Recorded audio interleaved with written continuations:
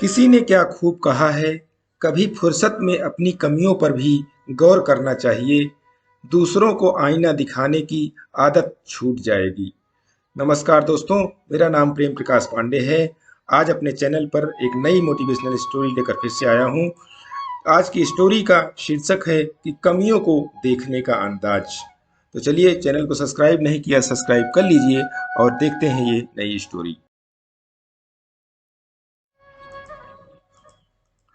एक बार की बात है, किसी राज्य में एक राजा था जिसकी केवल एक टांग और एक आंख थी।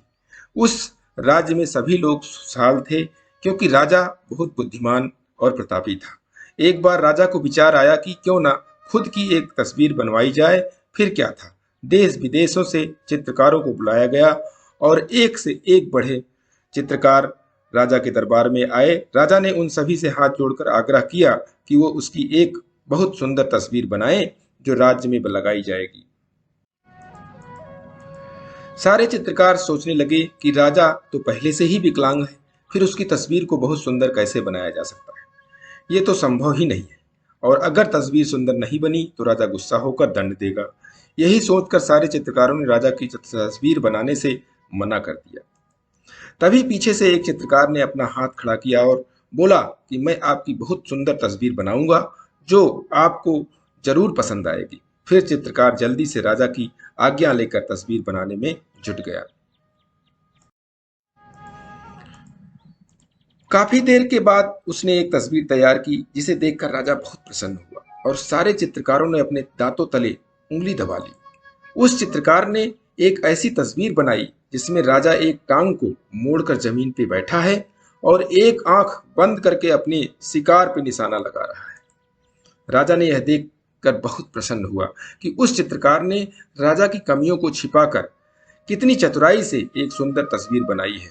राजा ने उसे खूब इनाम दिया। दोस्तों, इस कहानी से शिक्षा मिलती है कि हमें भी दूसरों की कमियों को छुपाएं, उन्हें नजरअंदाज करें और अच्छाइयों पर ध्यान दें।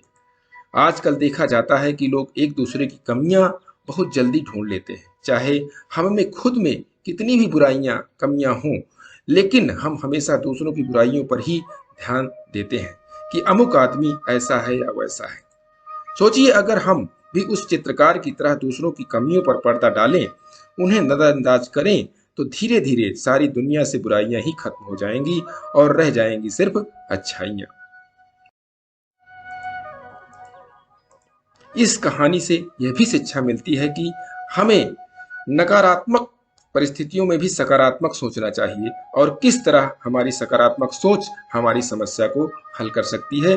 दोस्तों, छोटी सी कहानी हमें बहुत बड़ी शिक्षा देती है कि हमें सोच या नजरिया कैसा है वो हमें अपने में दर्शाता है। तो दोस्तों, प्रतिदिन सुबह 5:30 बजे एक नई कहानी, एक नई उमंग से करें दिन की शुरुआत। तब तक के लिए छोटों से मिले प्यार, बड़ों से मिले आशीर्वाद और भगवान के सहारे के साथ यही कहूंगा कि काम तो सभी करते हैं, पर काम करो कुछ ऐसा कि उदाहरण बन जाए। इस स्टोरी, छोटी सी स्टोरी अच्छी लगी तो लाइक कीजिए, शेयर कीजिए, कमेंट्स कीजिए, अपने इष्ट मित्रों में शेयर कीजिए और चैनल को अभी तक सब्सक्राइब नहीं किया सब्सक्राइब कर लीजिए और नई नई मोटिवेशनल स्टोरी के लिए प्रेस बेल आइकन जो पर आपके पास नोटिफिकेशन आता रहेगा।